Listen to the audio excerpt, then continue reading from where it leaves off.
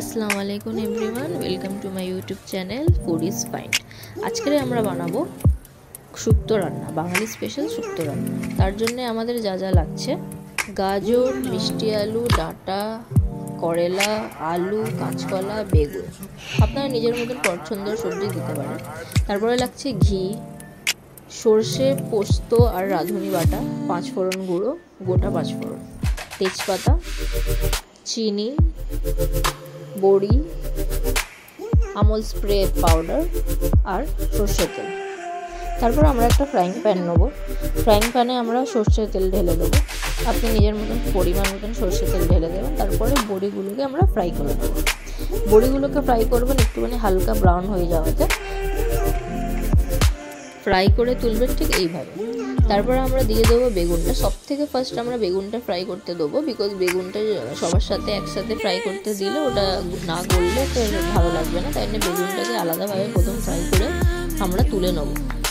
দেন ফের ওই তেলেতেই আমরা গোটা 5 ফোড়ন দেবো। গোটা 5 ফোড়ন দেওয়ার পর একে একেই আমরা বাকি যেই যত সবজিগুলো ছিল সেই সব সবজিগুলো একে একে দিয়ে দেবো। মিষ্টি আলু, আলু, গাজর, করেলা, ডাঁটা, সব সবজিগুলো আমরা দিয়ে দেবো। দিয়ে ভালো করে নাড়াচাড়া করে দেবো।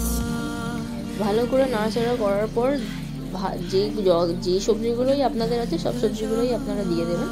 দিয়ে ভালো করে আমরা নাড়তে থাকবো। দিয়ে ভালো করে নাড়াচাড়া করে নেবেন। নাড়াচাড়া করে নেওয়ার পরে একে একে বাকি যেই মশলাগুলো আছে ওগুলো আপনাকে দিতে হবে। সব থেকে ফার্স্ট আমরা দেবো হচ্ছে নুন। নুন পরিমাণ মতন আমরা এখানে দিয়ে দেবো। যেইভাবে নুন খায় সেই হিসাবে তারা নুন ব্যবহার করে নেবে।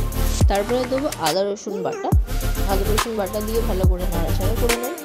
তারপরে একে একে বাকি যেই পেস্টগুলো আমরা বানিয়েছি সেগুলো দেবো। পেস্টের মধ্যে আপনাকে লাগছে সর্ষে, রাঁধুনি আর পোস্ত বাটা একসাথে ভালো করে আমি পেস্ট করে নিয়েছি।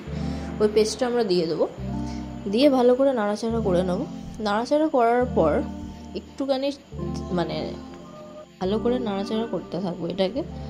তারপরে আমরা দিয়ে দেবো হচ্ছে হালকা গরম উষুম গরম জলেতে আমল স্প্রে দুধটাকে ভালোভাবে ফেটে ওইটাকে আমরা ওপর থেকে ছড়িয়ে দেবো।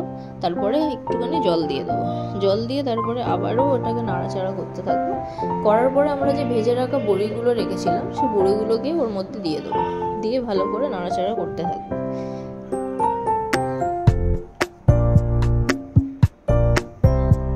নাড়াচাড়া করার পরে আমরা দেখে নেবো যে সবজি ভালোভাবে হালকা গলে গেছে কিনা। গলে যাওয়ার পরে আমরা যে ভেজে রাখা বেগুনটা রেখেছিলাম সেই বেগুনটাকে ওতে দিয়ে দেবো। বিকজ বেগুনটা আগে ওর সাথে দিলে ভালোভাবে গলতো না, তাহলে বেগুনটাকে সব থেকে লাস্টে আমরা দেবো। দেওয়ার পরে ফের থেকে পরিমাণ মতন জল, আমি 1/2 কাপ জল দিয়েছিলাম। জল দেওয়ার পর ওটাকে ভালো করে নেড়ে চেড়ে দিয়ে তারপর 5 ফোড়ন গুঁড়ো, চিনি, ঘি সব কিছু দিয়ে ভালোভাবে ওটাকে নেড়ে নেবো।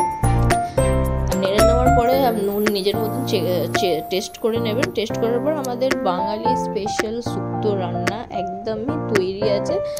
সিরিয়াসলি অনেক টেস্ট হয়েছিল, আপনি অবশ্যই ট্রাই করবেন।